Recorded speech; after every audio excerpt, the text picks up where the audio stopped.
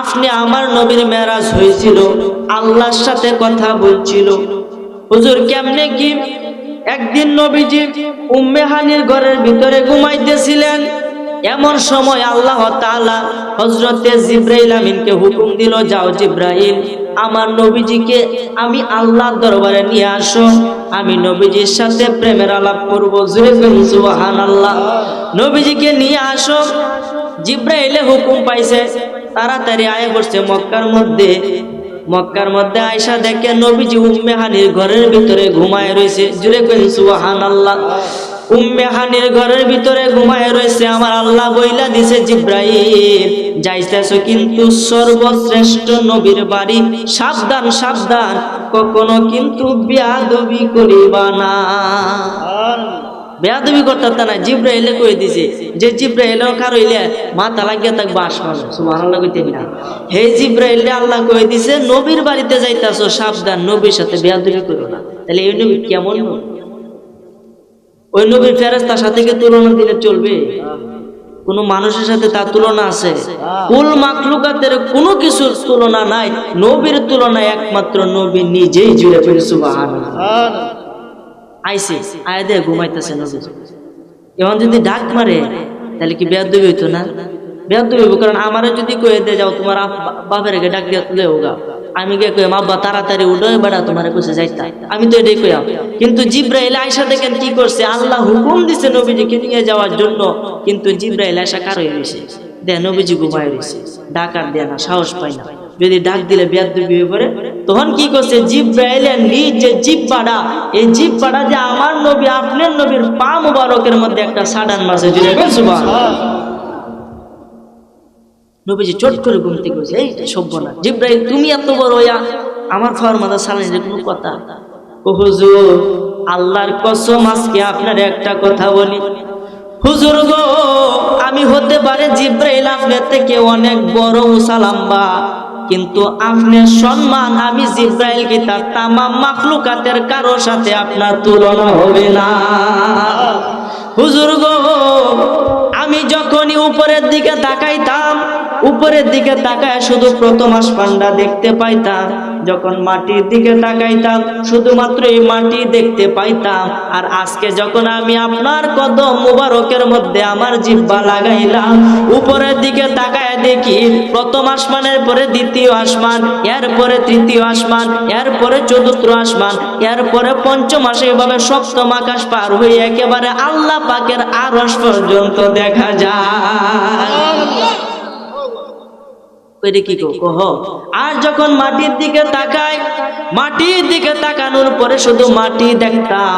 আপনার এই কদমের মধ্যে যখন আমার জিহ্বাটা লাগাইলাম, লাগানোর পরে মাটির দিকে তাকাইলে এই মাটির নিচে আছে পানির সাগর, পানির নিচে আগে আগুনের সাগর, এর নিচে কিছু আছে, সব কিছুই দেখা যায়।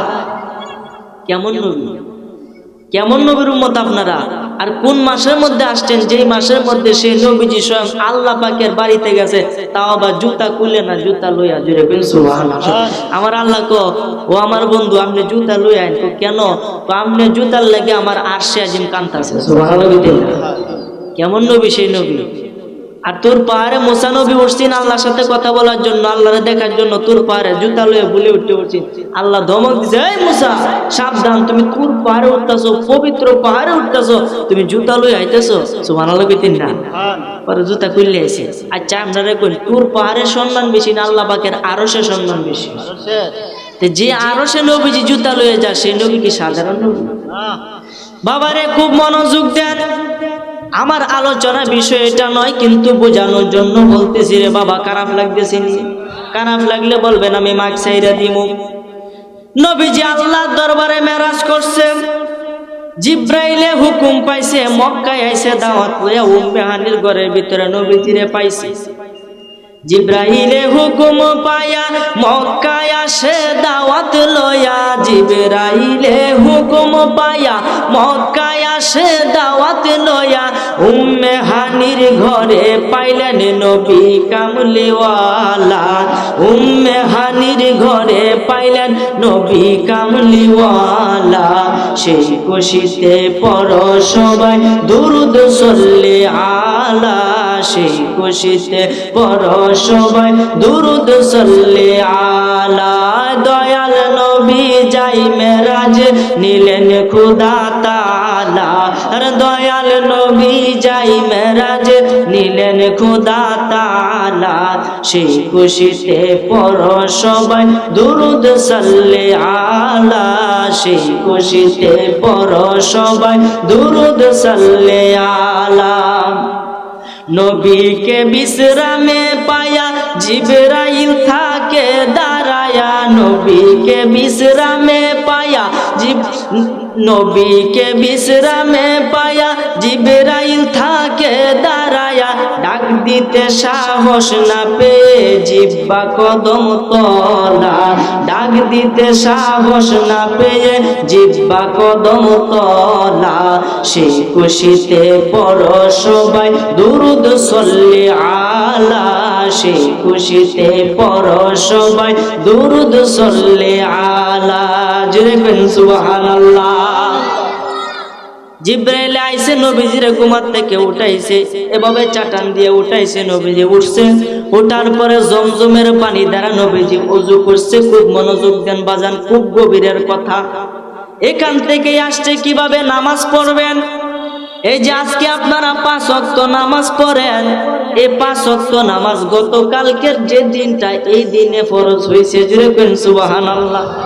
এর আগে কিন্তু নামাজ ফরজ ছিল না, এর আগে কি নামাজ ফরজ ছিল না। এই গতকালকে রাত্রে অর্থাৎ এই 27 রজবে নবী যখন মেরাজ হয়েছে, মেরাজ থেকে নবীজি নামাজ আনছেন। এই কারণে নবীজি বলছেন আসসালাতু মিরাজুল মুমিনিন, নামাজ হলো মুমিনদের জন্য মেরাজ। জুড়ে সুবহানাল্লাহ। নামাজের ভিতরে আল্লাহ সাক্ষাৎ পাইবেন। এই কারণে নবীজি কইছেন নামাজই মুমিনদের জন্য মেরাজ, যে সঠিক মতো নামাজ পড়তে পারবে সে আল্লাহর ঠিকানা পাইবে। জুড়ে সুবহানাল্লাহ। এই জন্য আমার ভাইরা বাবারা বন্ধুরা খুব মনোযোগ দেন। ওইখান থেকে জিবরাইল আমিন এই জমজম কূপ থেকে নবীজিরা লয়ে গেছে বাইতুল মুকাদ্দাসে, যেটাকে বলা হয় নবীদের ঘর। ওইখানে সমস্ত নবীগণ উপস্থিত ছিল, 2,24,000 পয়গাম্বর ওই ঘরের ভিতরে উপস্থিত। আপনি আমার নবী বাদ দিয়ে তখন জিবরাইল নবীজিকে নিয়ে ওই মসজিদে চলে গেল। ওই মসজিদের সমস্ত নবীগণ একসাথে জমায়েতে ছিল। তখন নবীজি গেছে, সবাই নবীজিকে তাজিমের সঙ্গে সালাম করছে। তাজিমের সঙ্গে সালাম করার পরে দিয়া আল্লাহ তাআলার পক্ষ থেকে একটি আদেশ আসলো। আদেশটা হলো ইয়া রাসূলুল্লাহ, ইয়া হাবিবাল্লাহ, নবী গো, আজকের এই মসজিদের মধ্যে 2 রাকাত নফল নামাজ আপনি আদায় করেন। জোরে বলেন সুবহানাল্লাহ। এটা কিন্তু ফরজ না, এ নামাজ কি ফরজ না। আলাপ করে শেষ করে আউনের পরে কিন্তু ফরজ হয়েছে, এটা ফরজ না। আল্লাহ পাক একটা আদেশ দিছে। আদেশটা হলো যে ইয়া রাসূলুল্লাহ, আপনি কি করেন, এখানে 2 রাকাত নফল নামাজ পড়েন।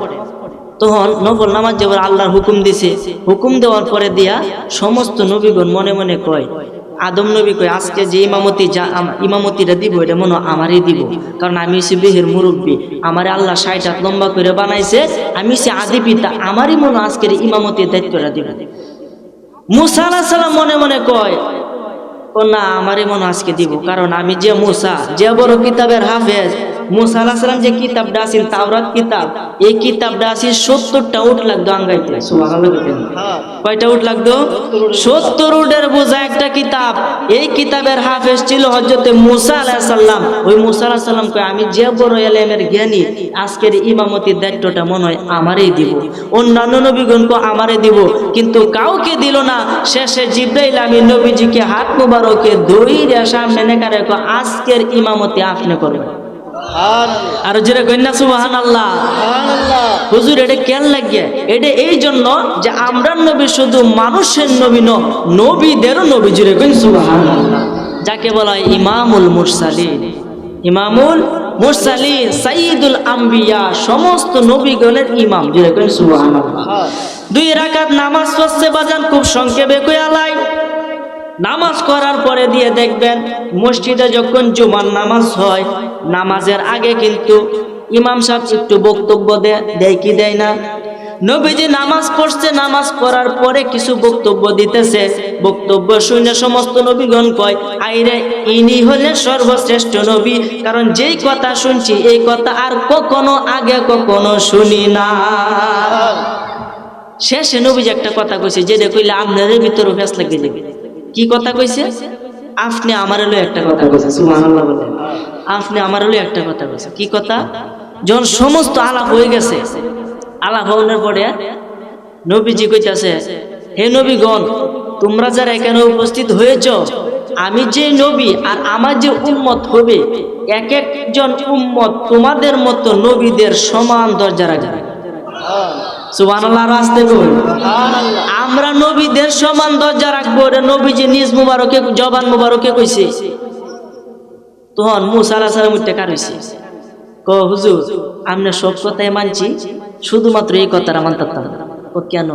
ও আমরা হইছে নবী, আমাদের সম্মান কত কেন, আর আপনার উম্মতের সম্মান আমাদের মতো, এটা কোনো কথা হইলো?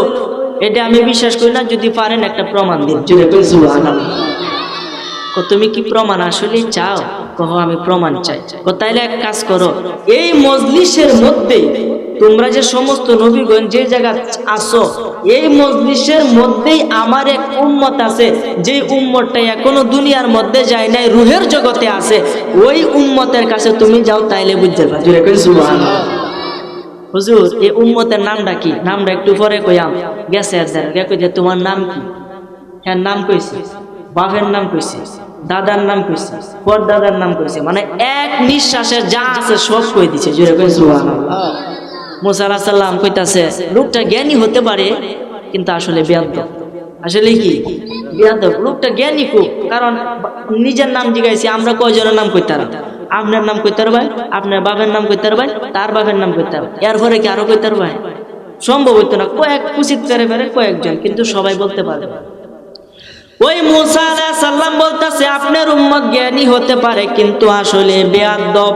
এই কথা শুনে এই আমাদের মতো একজন উম্মত ডাক দিয়া কইতাছে, মুসা আলাইহিস সালাম রে,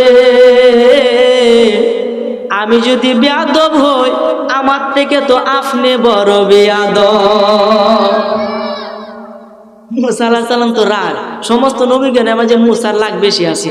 তার যে চুল আছে একটা ফাঁকরি, কিন্তু যখন রাগ করতো তখন এই ফাঁকরি সেদ্ধে চুল বাড়ি। কেমন রাগ আছে, সোয়ার মারে মানুষ মেরে, তাহলে কি মনে হল কি রাগ ডাকত কেন? কইতাছে, হ্যাঁ আমি বড় বেয়াদব, এটা কোনো কথা হইল? তো অবশ্যই আপনি বেয়াদব। ও কেমনে? তো আমরা যখন আল্লাহ আপনি যখন শুআয়ব আলাইহিস সালামের মেয়েরে বিয়া করছিলেন, বিয়া করার পরে আপনি এত যে এই শুআয়ব আলাইহিস সালাম যে লাঠিটা আছে, এই লাঠিটা আপনার উপহার দিছি। বাবার এই লাঠিটা কি লাঠি? এটা হচ্ছে বাবা আদম আলাইহিস সালামের লাঠি। জোরে কই সুবহানাল্লাহ। এই বাবা আদম আলাইহিস সালামের লাঠি শুআয়ব আলাইহিস সালাম পর্যন্ত আসছে, শুআয়ব থেকে মুসা আলাইহিস সালাম পর্যন্ত আসছে। যে লাঠি সাইরে দিলে সাপ হইতো, আবার দইরেলে লাঠি হইতো। সুবহানাল্লাহ। বলতাছে, আপনারা যখন আল্লাহর মাধ্যমে, আল্লাহ যখন এই শুআয়ব আলাইহিস সালামের মাধ্যমে আপনাকে লাঠিটা দিয়েছিল, আপনি যখন তুর পারে গিয়েছিলেন আল্লাহর সাথে কথা বলার জন্য, তখন আল্লাহ জিজ্ঞেসে, মুসা রে, তোমার হাতে কি? তোমার আচ্ছা, কি আল্লাহ কি জানে না? মুসার হাতে কি আল্লাহ জানে না? জানে। এরপর আল্লাহ জিজ্ঞাসা, কেন? এটা তো প্রেমের আলাপ।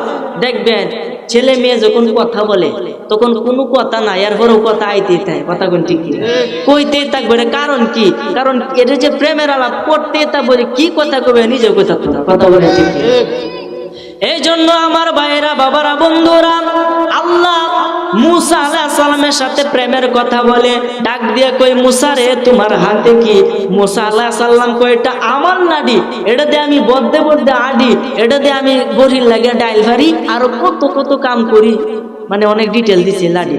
তখন এই যে আমাদের উম্মতটা কইতাছে, ও হে মুসা, আল্লাহ জিজ্ঞাসেন তোমার হাতে কি? একটা প্রশ্ন, যে শুধু বলতে পারতা লাঠি, কিন্তু তুমি এই কথাটা বলো না, তুমি কইছো এটা আমার লাঠি, একটু বাড়ায় কইছো। এরপর আরো কইছো বদ্ধে বদ্ধে আডি, গাছের ডাইল ভারি বরির লাগিয়া। আচ্ছা, আল্লাহ কি আপনি এটা জিজ্ঞাসেন? যে ব্যক্তি আল্লাহর সাথে বেয়াদবি করতে পারে, তার সাথে আমি বেয়াদবি করলে আমি কি তার থেকে ছোট না বড়? তার থেকে তো আমি ছোট বেয়াদব, সে তো অনেক বড় বেয়াদব যে আল্লাহর সাথে বেয়াদবি করে। মুসা আলাইহিস সালাম বললেন, সর্বনাশটা কইছে, এটা কেলারে। এই যে নাম হলো ইমাম গাজ্জালী রাহমাতুল্লাহ আলাইহি। ইমাম গাজ্জালি নাম শুনছেন না? এই নাম ইমাম গাজ্জালি। কেমন বুঝেন কত বড় ভাবা যে মুসা আলাইহিস সালামের সাথে তর্ক করছে। সুবহানাল্লাহ। নামাজ আদায় করছে ওই বাইতুল মুকাদ্দাসে। নামাজ আদায় করার পরে ওইখান থেকে বুরাকের মাধ্যমে নবীজি এই আকাশ পার হয়ে একেবারে সিদরাতুল মুনতাহা পর্যন্ত পৌঁছে গেছে। হুজুর বুরাকটা কি? বুরাকের 7টি কালার ছিল। কয়টি কালার? এই 7টি কালারের ব্যাখ্যা যদি দিয়ে 7 ঘন্টা লাগবে। সুবহানাল্লাহ কইতেন না? মানে কি কারণে হইল, কেন হইল, এই দিকে আমি যাব না। এই বুরাকটা কতটুকু পাওয়ারফুল ছিল যে একটা কাক দিলে প্রথম আসমান উঠে উঠে। তাহলে 7টা আকাশ উঠতে কয়টা কাক লাগবে? 7টা কাক দিয়ে 7টা আকাশ। আর এই আকাশে উঠতে একজন মানুষের 500 বছর লাগবে। তাও আবার 1 সেকেন্ডে 1,86,000 মাইল। সুবহানাল্লাহ কইতেন না? 1 সেকেন্ডে 1,86,000 মাইল বেগে যদি কোনো মানুষ যেতে চায় এরপরে তার 500 বছর লাগবে প্রথম আসমানে উঠতে। আর বুরাকে 7 কাক দিয়ে 7টা আকাশ উঠতে হচ্ছে। সুবহানাল্লাহ কইতেন না? বাবারে আসমান কতটুকু বড়! আপনি উপরের দিকে তাকাইলে এটা কি আসমান দেখা যায় না? না, কখনোই না। পৃথিবীর কোনো মানুষ আজ পর্যন্ত আসমান দেখতে পারে নাই, পারবেও না। আসমান যে কোথায় আছে এটা আল্লাহ পাক ভালো জানেন। সুবহানাল্লাহ। এটা হলো মহাশূন্য, মহাশূন্য। এটা আসমান নয়। আপনি তাকায় দেখেন আসমান, কিন্তু আসলে আসমান নয়, এটা মহাশূন্য। আসমান যে কতটুকু আছে, এই যে আমেরিকার যে নাসার বিজ্ঞানী আছে তারাও প্রমাণ করতে পারে নাই যে আসমান কতটুকু উপরে। লাস্টে এরা লিখছে যে আসমান নাইগা। আসমান কি? নাইগা। আর কোরআনে আল্লাহ কইছে আসমান হলো 7টা। কোরআন বিশ্বাস করবে না বিজ্ঞানী বিশ্বাস করবে? কোরআন আকাশ আছে 7টা আকাশ। হুজুর আকাশটা কতখানি বড়? বাবারে প্রথম আসমান যতটুকু বড়, এখান থেকে প্রথম আসমানের দূরত্ব 500 বছর। যতটুকু এইভাবে ফাঁকা, এক একটা আসমান এতটুকু বলি। সুবহানাল্লাহ কইতেন না? যতটুকু ফাঁকা অতটুকু বলি। প্রথম আসমান আল্লাহ বানাইছে একটা কাছের ভিতরে নীল পানি দ্বারা। কাছের ভিতরে নীল পানি দ্বারা। এখন আপনি চিন্তা করেন পানি কতখানি লাগছে। যদি অতখানি উঁচা হয় আসমানটা, আবার অতখানি বলি হয়, তাহলে বলিটা ভরতে কতখানি পানি লাগছে। সুবহানাল্লাহ কইতেন না? আল্লাহর কুদরত একবার চিন্তা করলে আপনার মাথা ঠিক থাকতো না। এই কারণে আল্লাহর কুদরত চিন্তা করতে হবে। 60 বছর নফল ইবাদতে সব লেখা হবে। বাবারে খুব মনোযোগ দেন। এই প্রথম আসমানে উঠতে 500 বছর। প্রথম আসমানটা যতটুকু বড়, এর থেকে এর উপরে আসমান এর থেকে আরো বড়। হুজুর কেমন বড়? আমার হাতে আংটি দেখতেছেন, দেখা যায়। এই আংটিটা আমি খুললাম, খুললে যদি আমি বাংলাদেশের মাঝখানে ফালাই দিই, এই আংটিটা কি আপনি খুঁজে বাইর করতে পারবেন? এই বাংলাদেশের তুলনায় আংটিটা কি অনেক বড় না অনেক ছোট? এটা যদি আমি পৃথিবীর মধ্যে এখানে ফালাই দিই তাহলে আরো ভালো যাইব, এটা অস্তিত্বই থাকতো না। তেমনি এই দ্বিতীয় আকাশটা, এই যে প্রথম আকাশটা দ্বিতীয় আকাশের আংটি সমতুল্য। সুবহানাল্লাহ। তাহলে বুঝেন দ্বিতীয় আকাশ কতটুকু বড়। এর থেকে এর উড়েরটা আরো বড়, এর থেকে এর উড়েরটা আরো বড়। এই পৃথিবীটা যতখানি বড়, সূর্যটা পৃথিবীর থেকে 13 লক্ষ গুণ বড়। সুবহানাল্লাহ। এবং এই সূর্য থেকে একটা সবচেয়ে ছোট তারা, তারা চিনেন না? সবচেয়ে ছোট যেটা, এটা সে 33 কোটি গুণ বড়। এই 33 কোটি গুণ তারা, এটা আর একটা ডরে সাইডে আয় করছে, কারণ এর থেকে বড়টা আছে এটা খায়াল। সুবহানাল্লাহ কইতেন না? আল্লাহর কত জায়গা, আল্লাহ কোথায় কি রাখছে একবার চিন্তা করছে? এই সুবহানাল্লাহ, আমার নিজের মাথা আউড়ে ভরে মাঝে মাঝে চিন্তা করে। এই জন্য বাবা নবীজি এই সব কিছু পার হয়ে সেকেন্ডের ভিতরে আল্লাহ পাকের দ্বারে পৌঁছে গেছে। জোরে বলেন সুবহানাল্লাহ।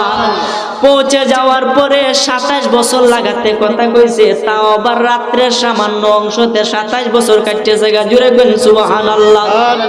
কয় বছর কাটছে? 27 বছর। এটা কেমনে কি? সিদরাতুল মুনতাহা যে সময় গেছে, এই সময় জিবরাইল কইতাছে, ইয়া রাসূলুল্লাহ, ইয়া হাবিবাল্লাহ, আমরা আর এক কদম সামনে আগাইতাম না। যদি আগাই আমরা পুরে যাই। জিব্রাইলে বলে আর সামনে যেতে পারবো না। বুরাকেও বলে ইয়া রাসূলুল্লাহ আমাদের ক্ষমতা শেষ, আমরাও সামনে যেতে পারবো না। ওই সিদরাতুল মুনতাহার মধ্যে জিব্রাইল আমিন এবং বুরাকে ফেল হয়ে গেল। তখন আল্লাহ পাকের পক্ষ থেকে রফরফ নামক আরেকটা বুরাক আসলো। আয়েশা ওইখান থেকে নবীজিকে নিয়ে গেল। ওই রফরফ মানে যে বুরাকটা, এটার পাওয়ারটা ছিল আগের বুরাকের থেকে আরো কোটি গুণ বেশি। আগের বুরাকে তো এক এক দিয়ে আকাশ মানে উঠতে উঠতো, হেডের তো আরো ক্ষমতা বেশি, তাহলে হেডের পথ কেন উঠবো চিন্তা হতো। হেড একটু উঠতে আমি আজ যেতাম না। এটা হচ্ছে নূরের জগৎ। কিসের জগৎ? আমি আর সামনে যেতে পারবো না ইয়া রাসূলুল্লাহ। তখন আরেকজন আইসে আয়া নবীজিরা লয়ে গেছে। তাইলে বুঝেন আল্লাহ দরবার পর্যন্ত পৌঁছতে কতটুকু সময় লাগছে। এর ভিতরে 27 বছর কাটতেছে। সিদরাতুল মুনতাহায় গিয়া জিবরাইল বলে ডাকিয়া, সিদরাতুল মুনতাহায় গিয়া জিবরাইল বলে ডাকিয়া, সামনে যেতে পারবো না আর ও গো নূর আল্লাহ, সামনে যেতে পারবো না আর ও গো রাসূল আল্লাহ। সেই খুশিতে পড়ো সবাই দুরুদ সল্লি আলা, সেই খুশিতে পড়ো সবাই দুরুদ সল্লি আলা। আল্লাহর দিদার দেখিয়া নয়ন জলে বুক বাসায়া, সকল মত দাও গো ক্ষমা হাবিবুল্লাহ রসিলা, সকল মত দাও গো ক্ষমা হাবিবুল্লাহ রসিলা। সেই খুশিতে পড়ো সবাই দুরুদ সল্লি আলা। একটি জবান বন্ধ রাখবেন না, চিৎকার মেরে বলেন না সুবহানাল্লাহ। কেমন নবীর উম্মত আপনি, কেমন নবীর উম্মত আমি? ওই নবীর ক্ষমতা কত, যেই জায়গার মধ্যে স্বয়ং জিব্রাইল ফেল হয়ে গেছে, ওই জায়গা পার হয়ে নবীজি আল্লাহ পাকের দরবারে গেছে। গিয়া দেখেন কি কাণ্ড হইছে। আমার আল্লাহ ডাক দেয়া কয়, বন্ধু দুস্থ হাবিব রে, 2,24,000 পয়গাম্বর আমি দুনিয়ার মধ্যে পাঠাইলাম, কাউকে আমি আল্লাহর বাড়ি পর্যন্ত আনি নাই, একমাত্র আপনি নবীরে আমার বাড়ি পর্যন্ত আনলাম। এখন দুনিয়ার রেওয়াজ মতে, খুব মনোযোগ দেন, দুনিয়ার রেওয়াজ মতে কারোর বাড়িতে কেউ গেলে কিছু মিষ্টি লয়ে যায় কি যায় না? দুনিয়ার রেওয়াজ মতে, মানে দুনিয়ার যে রেওয়াজ মতে যদি বন্ধুর বাড়িতে বন্ধু যায়, তাহলে কি হালকা পাতলা কিছু লয়ে যায় না? অবশ্যই লয়ে যা, এটার তো সম্মান। কথা বলেন ঠিক কিনা? একটা মুখের কথার তো দাম, আর কিসের দাম? কথা বলেন ঠিক কিনা? তখন আল্লাহ জিজ্ঞাসা, বন্ধু হাবিব আপনি তো আমার দোস্ত, আপনার আমি আমার এত পথ পাড়ি দিয়ে আমার বাড়ি পর্যন্ত আনলাম, আপনি আমার জন্য কি আনছেন? এখন আপনি কোন আল্লাহর কি কিছুর অভাব আছে? আল্লাহর কিছু লাগে? এরপরে নবীজি কইতেছে আল্লাহ আনছি, সুবহানাল্লাহ আনছি, আপনার লাগে আমি আনছি। ও কি আনছি? ও যে ডান নেতে নাই। সুবহানাল্লাহ। আর আসতে কোন আল্লাহতে কোন জিনিস নাই যে নবীজি এটা লয়ে গেছে? আল্লাহতে নাই। আল্লাহকে ছুট হয়েছে? আল্লাহ তো সৃষ্টিকর্তা, আল্লাহতে নাই এমন জিনিস নবীজি লয়ে গেছে। যে কি লয়ে গেছে? নবীজি বলেন আত্তাহিয়াতু লিল্লাহি ওয়াসসালাওয়াতু ওয়াত-তাইয়্যিবাত। আর জোরে বলেন না সুবহানাল্লাহ। যে আল্লাহ আমি কাকুতি আনছি, মিনতি আনছি, দয়া, আমি যে কাকুতি মিনতি দয়া প্রার্থী আনছি আপনার কাছে। আপনার তো এই কাকুতি আছে, মিনতি আছে, আপনি কেউর কাছে চাই? আল্লাহ খুশি হয়ে গেলেন, না দোস্ত বন্ধু হাবিব আমার তো কাকুতি মিনতি নাই, আমি তো কারো কাছে চাই না, আমি সকলকে দিয়ে জুড়ে। সুবহানাল্লাহ। আল্লাহ খুশি হয়ে গেলেন। খুশি হয়ে পরে শব্দটা বলতেছে আসসালামু আলাইকা আইয়ুহান নাবিয়্যু, আসসালামু আলাইকা আইয়ুহান নাবিয়্যু। কা শব্দটা আইছে, খুব মনোযোগ। এই কা শব্দ যে জায়গার মধ্যে আসে শুধুমাত্র তাকে বোঝায়, আর অন্য কাউকে নয়, একমাত্র তার জন্য খাস। জুড়ে সুবহানাল্লাহ। আসসালামু আলাইকা আইয়ুহান নাবিয়্যু ওয়া রাহমাতুল্লাহি ওয়া বারাকাতুহু। আমি দয়াময়ের পক্ষ থেকে কাসুল কাস আপনার প্রতি রহমত। জুড়ে করেন সুবহানাল্লাহ। নবীজি কইতাছে ও আমার আল্লাহ, আমার আমারে তো নবী হিসাবে তুমি দুনিয়ার মধ্যে পাঠাইছো, এখন আমাকে যদি সমস্ত রহমত দিয়া দাও আমার উম্মতরা কি ভাইব? দেখেন ওই জায়গার মধ্যে গিয়ে নবীজি আমাদের কথা বলে না, তাহলে ওই নবীজির কথা কি আমাদের স্মরণ আছে? কেমনে আপনি নামাজ পড়েন না, কেমনে রোজা রাখেন না? 1 বছর যদি রোজা রাখতে হইতো আপনার উপায়টা কি হইতো? 50 ওয়াক্ত যদি নামাজ পড়তে হতো আপনার উপায়টা কি হইতো? কিন্তু নবীজি সবগুলা কমায় আনছে, 1 মাস রোজা আনছে, 5 ওয়াক্ত নামাজ আনছে। রোজা কিন্তু আয়া পড়ছে আর মাসে কানে করেছে মজা, কথা কোন ঠিক কিনা? রোজা সবাই রাখবেন ইনশাআল্লাহ, 30টা রোজায় রাখবেন। বাজান দেখবো অনেকে দোকানে লাল ভদ্দা টাঙ্গা না বিতে বয়ে বয়ে খা। এই যে রোজার মাসে ব্যবসা অত্যন্ত কষ্ট করে ব্যবসাটা করে, লাভ কিন্তু হয় না, কথা বলেন ঠিক কি?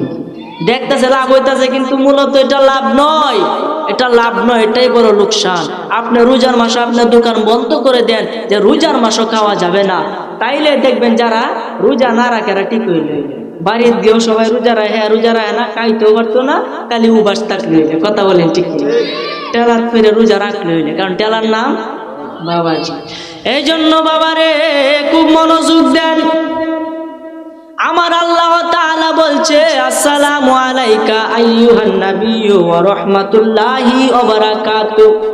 আমার নবীজি বলতেছে আল্লাহ শুধু আমাকে রহমত দিলে হবে না, দুনিয়ার জমিনে যে আমার উম্মতরা পড়ে আছে আমার উম্মতের জন্য কিছু আমি ভাগ বন্টন করে নিয়ে যেতে চাই। জোরে বলেন সুবহানাল্লাহ। তখন নবীজি স্বয়ং নিজে বলছেন আসসালামু আলাইনা ওয়া আলা ইবাদিল্লাহিস সলিহিন। এই কথাটা শুনছে ফেরেশতারা বাইরে, যা কিছু নবীজির কাছে 3 বার কথা হয়েছে, একটা হয়েছে খাস, একটা হয়েছে আম, একটা হয়েছে খাসুল খাস। একটা হয়েছে আম আর একটা হয়েছে খাস, একটা হলো খাসুল খাস। আম কথা কি? যেটা সবাই শুনতে পাবে। খাস কথা কি? যেটা নবী শুনতে পাবে, আল্লাহ শুনতে পাবে এবং যারা নেককার বান্দা তারা শুনতে পাবে। আর একটা হলো খাসুল খাস, অর্থাৎ একমাত্র নবীজি শুনতে পাবে আর কেউ শুনতে পাবে না। সুবহানাল্লাহ। ওই কথাটা কি?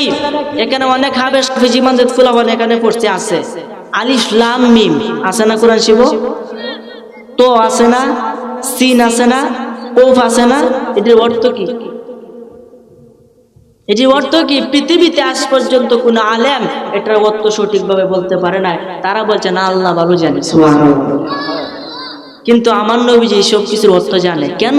এই যে আগে আলাপ করেছেন খাসুল খাস, যে আলাপটা যে রাসূলুল্লাহ আমি কিন্তু এই ইঙ্গিতটা পাঠাইয়াম, যদি এই ইঙ্গিত যা আপনার কাছে তাহলে মনে করবেন এই জিনিসটা। সুবহানাল্লাহ। জিব্রাইল লয়ে গেছে হুজুর আলিফ লাম মিম, নবীজি কো বুঝছি যাও। সুবহানাল্লাহ।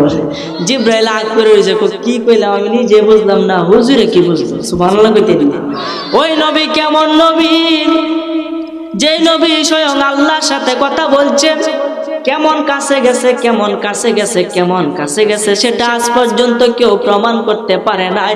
অর্থাৎ আমার যে হাতটা দেখতেছেন এর ভিতরে একটা চুল যাইবনি, চুল যাইবো, চুল কিন্তু যাইতো না, আমি কিন্তু টাইট করে ধরে রাখছি, মানে একটা চুল পরিমাণ ফাঁক এবং আল্লাহ এবং নবীর মাঝে নাই। সুবহানাল্লাহ। তাইলে বুঝেন কতটুকু কাছে গেছে নবীজি। নবীজি পর্দা দিতেছে, মানে আল্লাহ দ্বারজন গেছে তখন এভাবে মুখ ডাকতেছে। কেন?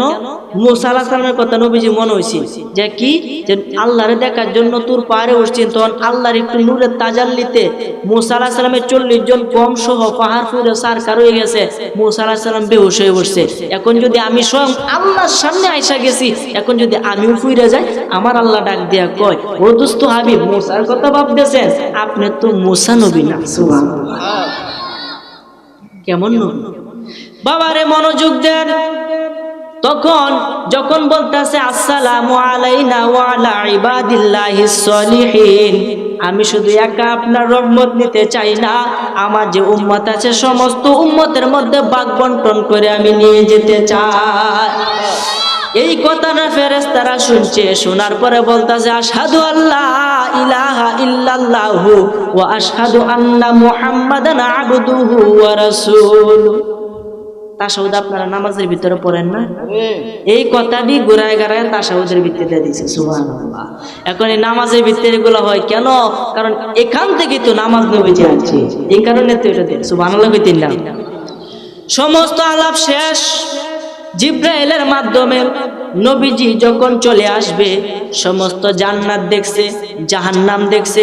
আপনি কোন জান্নাত থাকবেন এটা দেখছে, আমি কোনটা থাকবো এটা দেখছে, আলেমরা কোন জান্নাত থাকবে এটা দেখছে। এবং জান্নাতের মধ্যে নবীজি একজন সাহাবী পাওয়ের আওয়াজ শুনছে। সুবহানাল্লাহ বলে। কের আওয়াজ? পাওয়ের আওয়াজ। হুজুর এলা কেলা? হযরত বেলাল রাদিয়াল্লাহু আনহু। সুবহানাল্লাহ। বেলাল রাদিয়াল্লাহু আনহুর এই পাওয়ের আওয়াজ শুনছে জান্নাতের ভিতরে। আয়েশা যখন দুনিয়ার মধ্যে কইছে, বেলাল তোমার আওয়াজ তো আমি জান্নাতে শুনেছি, এই কথা বলে বেলাল দিছে কাইন্দে। ও তুমি কান্দো কেন? কই ইয়া রাসূলুল্লাহ আমি খুশিতে কাইন্দে দিছি। সুবহানাল্লাহ। জান্নাত কত সুন্দর, কেমন সুন্দর! যে জান্নাত সবচেয়ে ছোট যে জান্নাতটা হবে, এটা হবে এরকম 10টা পৃথিবীর সমান। এবং আল্লাহ এই জান্নাতটা সাজাইছে একটা স্বর্ণের ইট দিয়ে আর একটা রূপার ইট দিয়ে। তাহলে বুঝেন ইট করতে লাগে কেমন করে। এটা যেটাই চাইবেন ওইটাই পাবেন, একমাত্র দুঃখ কষ্ট বাদ দিয়ে। এই জন্য আমার ভাইরা, বাবারা, বন্ধুরা, নবীজি জান্নাত দেখছে, জাহান্নাম দেখছে, কোন পাপীর কি রকম শাস্তি হবে ওইটা দেখছে, নামাজ না পড়লে কি শাস্তি হবে এটা দেখছে, নামাজ পড়লে কি পুরস্কার ওইটা দেখছে, সবকিছুই দেখছে।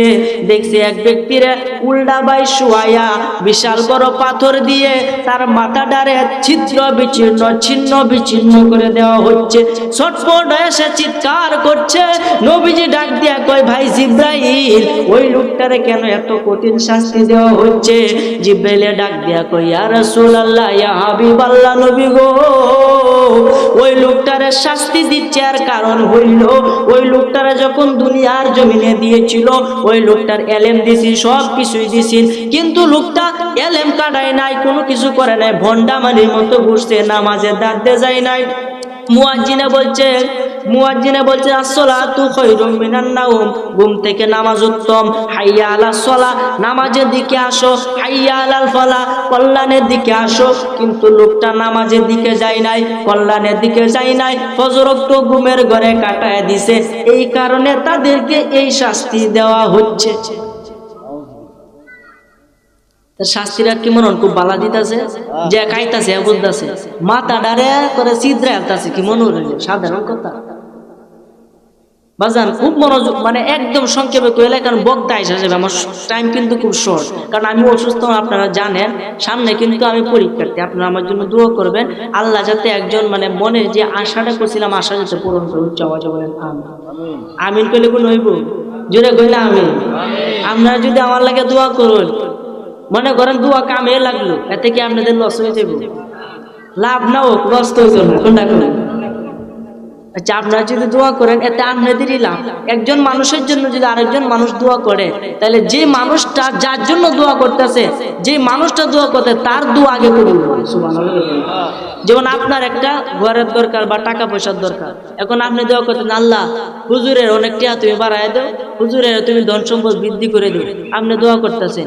এই যে আপনি আমার জন্য দোয়া করতেছেন, আল্লাহ কইব, দেখছো কারবারটা, হে হে আল্লাহকে দোয়া করে, কিন্তু নিজের কিছু নাই, আগে আপনারে দিব, এরপরে আমার দিব। কেমন আল্লাহ? যে আল্লাহ কোনো কি করে না, আর চোখে কাউকে দেখে না, সকলকে সমান চোখে দেখে। কেননা হিন্দুর ক্ষেত্রে জটিদার, মুসলমানের ক্ষেত্রে কি পট্টিদার, কোনো ব্যবধান আছে? এই জন্য আমার ভাইরা, বাবারা, বন্ধুরা, আল্লাহ হলো গফুরুর রহিম, আল্লাহ অসীম দয়ালু।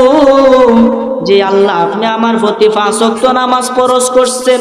বাজার একদম সংক্ষেপে ঘুরায়া পড়ি। সমস্ত আলাপ শেষ করার পরে যখন নবীজি দুনিয়ার জমিনে আসলেন, আসার পরে মসজিদে নববীর মধ্যে গেলেন। মসজিদে নববীর মধ্যে যায়া, অর্থাৎ নবী যে মসজিদে নামাজ পড়েন, নামাজ মসজিদে গেছেন, গিয়া ফজরের নামাজ পড়ছেন। নামাজ পড়ার পরে সমস্ত সাহাবীরা একসাথে বসলো। বসার পরে নবীজি বলতেছে, ও আমার আদরের সাহাবীরা রে, আজকে রাতে তো আমার মেরাজ হইছে। হুজুর মেরাজ কি?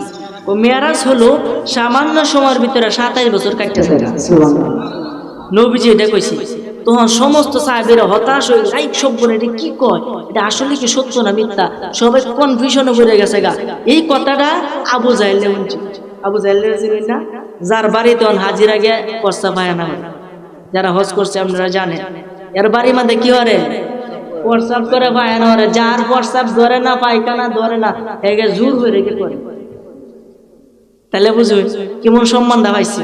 নবীর দুশ্মনদের এরকম শাস্তি আজীবনেই হোক, ঠিক না বেটি? আরে কথা বলেন ঠিক কিনা? এই জন্য আমার ভাইয়েরা, বাবারা, বন্ধুরা, আবু জাহেল কবর পাইছে, আব্দুল্লাহর পুত মুহাম্মদ সাল্লাল্লাহু আলাইহি ওয়াসাল্লাম তো বলতেছে 27 বছর কাটতেছে গা সামান্য সময়ের ভিতরে। দৌড়ে গেছে আবু বকরের কাছে। ওই দিন আবু বকর মসজিদের মধ্যে যায় নাই, ঘরের ভিতরে ছিল। গিয়া কইতাছে, ও আবু বকর, যদি কেউ বলে যে একটু সামান্য সময়ের ভিতরে 27 বছর কাটতেছে গা, তুমি কি বিশ্বাস করবানি? ও কেলা কইছে, ও তোমরা নবী কইছে? হ্যাঁ নবীজি কইছে, আমি এখনই বিশ্বাস করে নিলাম। কোনো প্রশ্ন করে নাই, কেমনে হইল, কিভাবে হইল, কি কারণে হইল, কোনো প্রশ্ন না করে বলতাছে আমি অবশ্যই বিশ্বাস করে নিলাম। তখন আমার নবীজির দরবারে এই খবরটা হচ্ছে যে আবু বকর তো আপনার কথা বুঝে বিশ্বাস করেছে। তো নবীজি কইছে সে আবু বকর নয়, আবু বকর সিদ্দিক। জোরে কইন সুবহানাল্লাহ। আবু বকর সিদ্দিক উপাধি পাইছে ওই দিন থেকে। সিদ্দিক অর্থ কি? বিশ্বাসী, সত্যবাদী, সদিক, সত্যবাদী। জোরে কইন সুবহানাল্লাহ। সত্য, সেই সত্যটা বিশ্বাস করছে না, এই কারণে তার এই উপাধি দেওয়া হয়েছে, নবীজি দিছে উপাধি।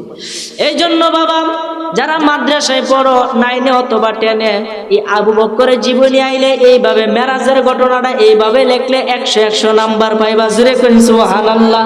এটা এই মেন বই, যে সরকারি যে বইটা ইসলামের ইতিহাস, এটার মধ্যে সুন্দরভাবে কম আছে, কম, কিন্তু হাদিসের বইয়ে, কিতাবের বই আর অনেক বিস্তারিত আছে। এই জন্য আমার ভাইরা, বাবারা, বন্ধুরা, যখন এই সমস্ত কিছু নবীজি মসজিদে নববীর মধ্যে বলছে, বলার পরে এক ইহুদি শুনছে, এনো আরেক কাণ্ড হয়েছে। ইহুদি শুনলে কে বইতে লাগাইছে যে আব্দুল্লাহর পুত মুহাম্মদ সাল্লাল্লাহু আলাইহি সাল্লাম, তিনি তো কইতাছে সামান্য সময়ের ভিত্তি পেলে 27 বছর কাটতেছে। কলসে বলে কোনো কথা হইলো, মানে আমরা কি আলাপ করি না? বাজারে গেছেন, দোকানে গেছেন, একটা সুন্দর কথা উঠছে, এটাকে আপনি বইতে লাগাই দিচ্ছে, এমন আছে না? কই তো মানে খাওয়াত বইও বউয়ের সাথে আলাপ করো না এই কথা। পরে যখন এই কথাটা কইতাছে, তখন বউ কইতা তৌজা বালায়া, বউ কিন্তু আবার সেলাইয়ের কাজ করে, সুতা আছে না, সুতার কাজ করে। তৌজা বালায়া এটা হইলে তো হইতে পারে, এটার দরকার নাই, তুমি তোমারটা তুমি নিজে দেহ, হেলাটা হেলা দেহ, এটা কইতাছে।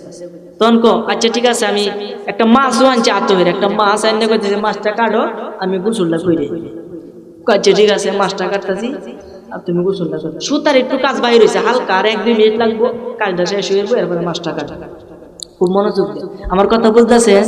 আমার কিন্তু 12টা বাজে উঠতেছে, কারণ কি জানো, আমি অসুস্থ, এই কারণে কথা বলতে কষ্ট হইতেছে, আপনারা বুঝতেছেন। এই কথাটা বলার পরে ওই ইহুদি মাস্টার আইকা তৈয়া গেছে গোসল করার জন্য। ওই যুগের একটা নিয়ম তারা মানত। নিয়মটা হইল যে সমস্ত কাপড় চোপড় খুললে এরপরে পানিতে নামতো। আমরা তো এখন শুধুমাত্র উপরেরটা খুলি, নিচেরটা কি আর খুলি?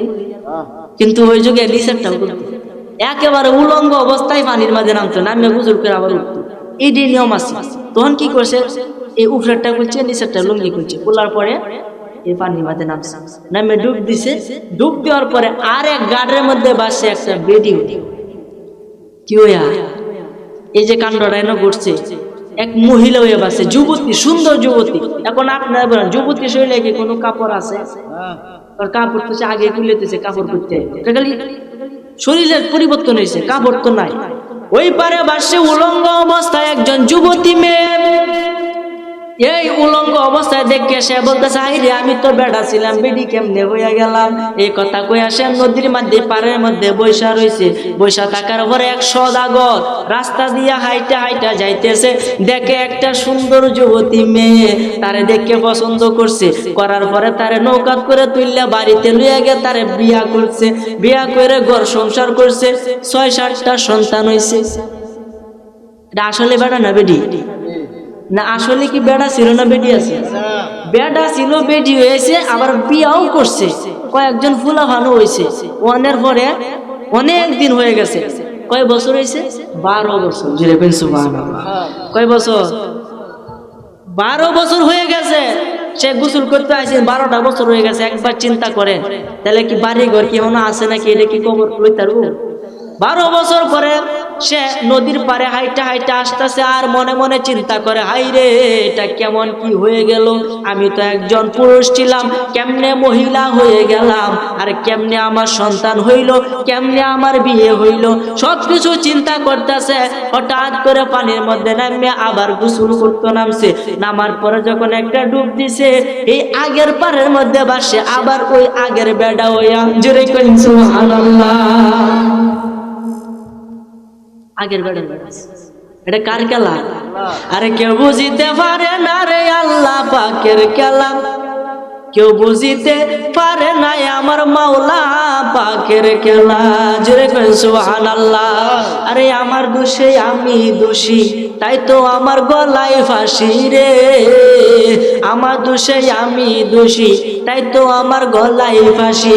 বিচার হবে কর্ম অনুসার, বাঁধি মন আমার নির্দোষী মন ফরোয়ার দিগার, জোরে কইন সুবহানাল্লাহ। আল্লাহর কুদরতকে চিন্তা করবেন। আল্লাহ ধনীরে গরিব বানা, গরিব রে আমার ধনী বানা, সম্মানী লোককে বেইজ্জতি করে, বেইজ্জতি লোককে আল্লাহ সম্মানিত করে। অত ইজ্জু মান তাশা, অত যিল্লু মান তাশা, জোরে বলেন সুবহানাল্লাহ। আল্লাহ যাকে ইচ্ছা করে তাকে সম্মান দান করে, যার কাছ থেকে ইচ্ছা আল্লাহ সম্মান ইজ্জত ছিনিয়ে নেয়। এটা কার খেলা? এখন যদি দুনিয়ার মধ্যে দেখবেন অনেকে কিন্তু গরিব মানুষ আছে, আছে না না? এই গরিবী হালত থেকে তারা কিন্তু ধৈর্য ধরে না, রে আমার এটা নাই, আমার হেডে নাই। বিশেষ করে মহিলা যারা আছে, এরা গালি কে ওরে বন্ধে আমার এটা নাই, আমার হেডে নাই, আমার কোনো চাল নাই, ওই তো আছে না, আছে। কিন্তু এটা করা সম্পূর্ণ ভুল। আল্লাহ আপনারা যতটুকু দিছে ততটুকু নিয়ে আপনার সন্তুষ্ট থাকেন, আপনি কিসের বাবা? কথা বলেন ঠিক কি? আল্লাহ আপনারা দিছে অতটুকু, আপনি যদি এতটুকুর আশা করেন তাহলে তো হবে না।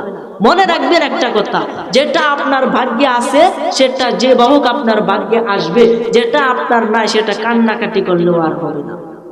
কথা বলেন ঠিক কি?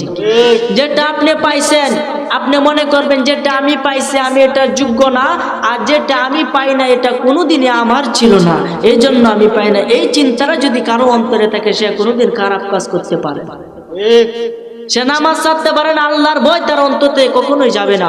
আল্লাহর ভয় সবসময় অন্তরে থাকবে। এই জন্য বাজান আল্লাহকে ভয় করবেন সব সময়, কারণ আল্লাহকে ভয় করলে কি হবে? আমার আল্লাহ বলে যে ব্যক্তি আমাকে ভয় করবে তার আমি ওলির কাতারে আমার নামটা তার নামটা লিখে রেখে।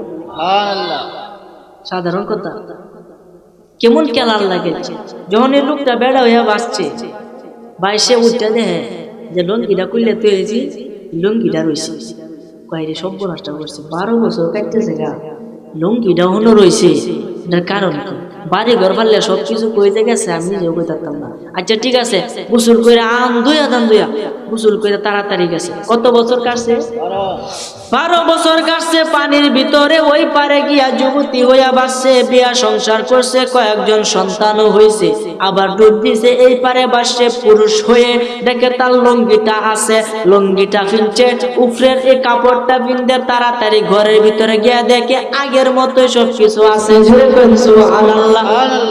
গিয়া দেখে যে তার বউ এই সুতায় কাটতেছে, সুতার সিলাই করতেছে, যেটা 1 মিনিট সময় লাগে করতে, হেডেও হন করতেছে। গিয়া করতেছে, হেই তুমি হন মাছটা কাটছো না? 12 বছর কাটায় তুইছি, তুমি মাছ কাটছো। পাগলটা বলেছেন নাকি? মানুষ দেখতাম নাকি আমরা কি পাগল? বুঝলাম না। অন্যদিন তো একটু দেরি করে গোসল করতে, গোসল করে আইতেন, আজকে তো খুব তাড়াতাড়ি আয় করছি। আচ্ছা কোনটি তাড়াতাড়ি আইসিস? এটা কি তাড়াতাড়ি আইসিস? কত বছর? 12 বছর। এ বই তো রাগ কোনো কথা কি কই না? 12 বছর কাটছে। কয়েছে তুমি রাখো, আমি আইতাছি। দৌড়িয়া গেছে নবীজির দরবারে। গিয়া দেখে নবীজি এখনো মেরাজের ঘটনাই কয়, ডাক দিয়া কই, ইয়া রাসূলুল্লাহ, ইয়া হাবিবাল্লাহ, নবী গো আমি জীবনে ভুল করছি, ইয়া রাসূলুল্লাহ, ইয়া হাবিবাল্লাহ, আমি আপনার মেরাজ 100 বিশ্বাস করি যে সেকেন্ডের ভিতরে, সামান্য সময়ের ভিতরে 27 বছর কাছে, এটা আমি অন্তর দিয়ে বিশ্বাস করছি। ইয়া রাসূলুল্লাহ, এখনই আমারে কালমা পড়ে মুসলমান বানায়া নেন। ওই নবী কেমন নবী একবার চিন্তা করছে? যে নবীজির জন্য আল্লাহ 18,000 মাখলুকাত 80,000 আলম সৃষ্টি করছে। আপনি হইতেন না, আমি হইতাম না, আপনার পিতা মাতা হইতো না, বাবা আদমই হইতো না, এমনকি স্বয়ং আল্লাহ যে একজন আছে এটা আপনি আমি কেউ জানতাম না যদি নবীজি এই দরাতে না আসতো। ঠিক না বেটি? এই জন্য নবীজি যখন মেরাজে গেছি, মেরাজ থেকে যখন ফিরে আসবে তখন আমার আল্লাহ ডাক দিয়া কয়, একটু দাঁড়াও দাঁড়াও ইয়া রাসূলুল্লাহ, আমার নয়ন ভরে তোমায় দেখব। ও একটু দাঁড়াও দাঁড়াও ইয়া রাসূলুল্লাহ, এই আমার নয়ন ভরে তোমায় দেখব, এই আমার পরাণ ভরে তোমায় দেখব, দিলের স্বাদ মিঠায়া তোমায় দেখব। ও একটু দাঁড়াও দাঁড়াও ইয়া রাসূলুল্লাহ, ওই আমার নয়ন ভরে তোমায় দেখব। জোরে কইন সুবহানাল্লাহ। সুবহানাল্লাহ। এক রাত্র নবী ছিলেন উম্মে হানির ঘরে, জিব্রাইল আসিয়া তখন বলে বিনয় করে। এক রাত্র নবী ছিলেন উম্মে হানির ঘরে, জিব্রাইল আসিয়া তখন বলে বিনয় করে, ডেকেছেন আল্লাহ পাকে মেরাজ হবে আপনার সাথে, ডেকেছেন আল্লাহ পাকে মেরাজ হবে আপনার সাথে।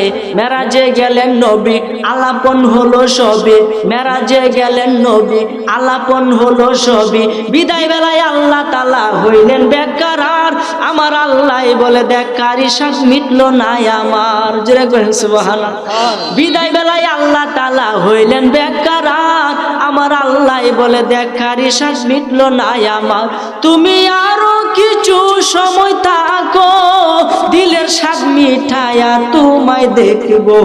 ও একটু দাঁড়াও দাঁড়াও ইয়া রাসূলুল্লাহ, ওই আমার নয়ন ভরে তোমায় দেখব। জোরে কইন সুবহানাল্লাহ। এইলা হইছে আমাদের নবী, যে নবীজিরে দেখলে দেখার বাসনা আর অন্তরের থেকে সরে না। কারণ জালালউদ্দিন সৈয়দী যে ছিল, এই জালালউদ্দিন সৈয়দী নবীজিরে 75 বার দেখছে, এরপরে কই এতবার নবীজিরে দেখছি, এরপরে নবীজি দেখার যে পিপাসা এডি আমার মিটছে না। সুবহানাল্লাহ। নারে তাকবীর, নারে রিসালাত, নারে রিসালাত, বিশেষ হুজুরের আগমন। সকল মিলে আলহামদুলিল্লাহ। হুজুর আইসা গেছে। হুজুর অসুস্থ মানুষ, আপনার হুজুরের জন্য দোয়া করবেন, আমিও দোয়া চাই। হুজুর আপনাদেরকে, আপনাদের যে এত কষ্ট করে আপনাদের মাহফিলের মধ্যে আসছে, আজকে বিলে বিলে ফাইনাল খেলা নাকি তা, এই কারণে মানুষ কমেছে। আচ্ছা তেও তো মোটামুটি কমেছে নাকি তা গুন্ডা গুন্ডা আই সব বলার।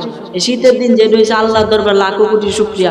আমি বাড়িতে নিয়ত করেছি, আমি যে শীত সব নষ্ট করছি, মানুষ তো কেতার তলে ঘুরতে থাকবো ইনশাল্লাহ না। আপনারা যারা মাহফিলে আসছেন, আমি আজকে এখানে বসে গেলাম, আপনাদের শরীরে বিন্দু পরিমাণ গুনাহ নাই।